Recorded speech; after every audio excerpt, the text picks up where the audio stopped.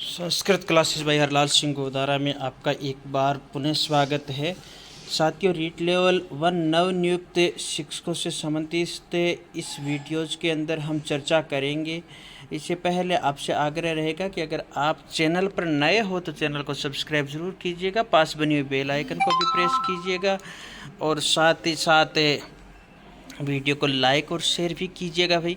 इसी वीडियो में हमारी चर्चा रहने वाली है, एक तो नव नियुक्ति से वंचित साथी जो चल रहे हैं, बाह्य राज्यों के जो साथी है और बाह्य राज्यों से डिग्रियां प्राप्त करने वाले साथी हैं, उनसे संबंधित निदेशालय का क्या नया अपडेट आया है उसके बारे में जानेंगे। और एक साथियों ने कई कमेंट कर दिए कि सर प्रोबेशनल काल में अवकाश और क्या सावधानियां रहनी चाहिए, तो उस पर भी हमारी चर्चा रहने वाली है, क्योंकि Telegram channel Sanskrit classes by Harlal Singh Godara पर भी इस प्रकार की जानकारी आपको दे दी जाती है।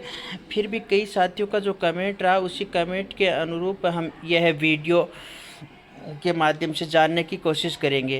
असाधारण अवकाश 90 डेज और सवैतनिक अवकाश जो 15+15 यानी 30 डेज। अब सवैतनिक अवकाश क्या है और अवैतनिक अवकाश 30 डेज।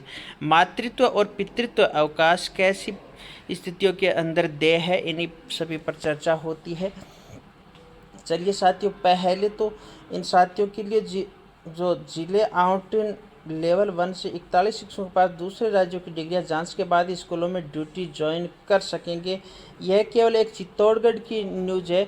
जबकि देखिए, पहले जिला स्तर से टीम बनाकर भेजा जाता था डिग्रियों की जांच के लिए, किंतु अब देखिए पहली बार शिक्षा विभाग बीकानेर मुख्यालय से एक साथ पूरे प्रदेश में ऐसे अभ्यर्थियों जिनकी डिग्रियां दूसरे प्रदेशों की, उनकी एक साथ जांच कराने का निर्णय लिया गया है। क्योंकि निदेशालय ने सूचना मांगी है सभी शिक्षकों के बारे में, तो उनकी एक साथ निदेशालय अब जांच करवाएगा, तो निश्चित ही समय अब कम लगने वाला है, इंतज़ार कम करना पड़ेगा और नया जो भी अपडेट होगा उसको दे दिया जाएगा। अब हम अवकाश के बारे में चर्चा करते हैं।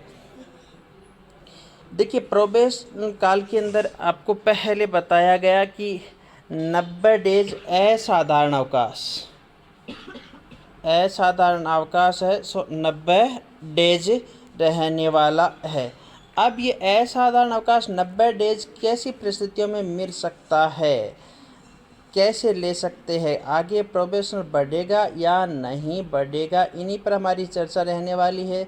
देखिए साथियों, कई साथी कहते हैं कि हम अन्य जैसे एमए फाइनल बचा हुआ है तो वह कर ले, एमएससी बचा हुआ है वह कर ले, या बीए स्नातक बचा हुआ है तो वह कर ले। क्या ऐसी स्थितियों में तो यहाँ पर एक शर्त रहती है कि आपके 3 वर्ष कंप्लीट अगर होते हैं तो आप 90 दिन से भी अधिक के ये असाधारण अवकाश ले सकते हो, किंतु इन विशेष परिस्थितियों में केवल 90 दिन का ही आपको अवकाश देय होता है। और मातृत्व और पितृत्व अवकाश है जो विभागीय नियमों के अनुसार प्रोबेशन काल में देय होता है, जिसके कारण किसी भी प्रकार से प्रोबेशनल काल है सो आगे नहीं की सकता है। याद रखिएगा, मातृत्व अवकाश और पितृत्व अवकाश, इनकी संपूर्ण जो आपको आदेश अगर चाहिएगा तो टेलीग्राम चैनल पर उपलब्ध करवा दिया जाएगा जो अवकाश निर्धारित है। अब रही आपका सवैतनिक, देखिएगा 15 1 वर्ष के लिए और 15 1 वर्ष के लिए, मतलब आपको 30 दिनों का सवैतनिक अवकाश मिलना है। पहले इसकी जो गणना है सो नियुक्ति टू नियुक्ति की जाती थी, किंतु अब देखिए वही जो सामान्य कर्मचारियों के लिए नियुक्ति वर्ष होता है आपका जुलाई वाला, तो वही रहने वाला है। इसलिए यहाँ पर आपकी सीएल है सो जुलाई से जुलाई वाली काउंटिंग होने वाली है। और अगर वापस पुनः कोई अपडेट आता है जैसे ज्वाइनिंग टू ज्वाइनिंग 1 वर्ष मानते हुए, तो वह आपको अपडेट दे दिया जाएगा। और इसके अलावा आपके जो अवैतनिक अवकाश है, जो आप देखिए अगर 33 दिन का लेते हो अवैतनिक अवकाश, तो आपका 3 दिन का प्रोबेशनल काल आगे बढ़ जाता है, क्योंकि अवैतनिक अवकाश है वो 30 दिन तक दिया जाता है, जिसमें आपको वेतन नहीं मिलेगा, जबकि प्रोबेशनल आगे नहीं बढ़ेगा।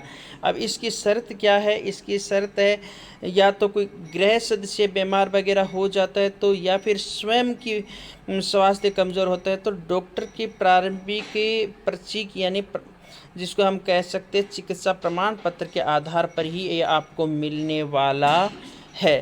तो साथियों, जैसा आपने चाहा उसके अनुरूप देखिएगा, मतलब आपको 30 प्लस 30 ये 60 डेज तो आपके बिल्कुल सुरक्षित है। उसके बाद मातृत्व अवकाश है, उसके बाद पितृत्व अवकाश है, वो भी आपका सुरक्षित है। पितृत्व पुरुषों के लिए 15 डेज और मातृत्व के लिए जो अधिक है ही है।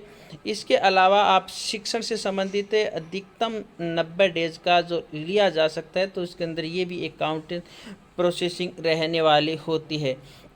और रही बात अवकाश की, हमें ये सावधानियाँ विशेषतः रखनी है। कई बार क्या है कि अवकाश सीएल वगैरह लेते हैं तो भूल कर देते हैं, और जैसे ही आपके 2 साल कंप्लीट हो गए, फिर आप स्थायीकरण वाला फॉर्म अप्लाई करोगे, उस टाइम आपके सामने ये समस्याएं आ सकती है। तो इसलिए इन समस्याओं से बच कर के हमें रहना है, और अन्य किसी भी प्रकार की सर्विस में कोई दिक्कतें नहीं आती है। बिल्कुल बिंदास माइंड रहिए। यह नहीं है कि भाई जो प्रोबेशनल काल के अंदर खड़ा है बंदा, उसके लिए तो हर एक प्रकार का डर ही डर रहता है। नहीं, आप अपना विद्यालय के अंदर टाइम टू टाइम कार्य करोगे, किसी भी प्रकार का कोई डर नहीं है। और आपकी जो शिक्षक डायरी है उसको आप एनी वक्त यानी प्रत्येक टाइम आपको अपडेट रखना है।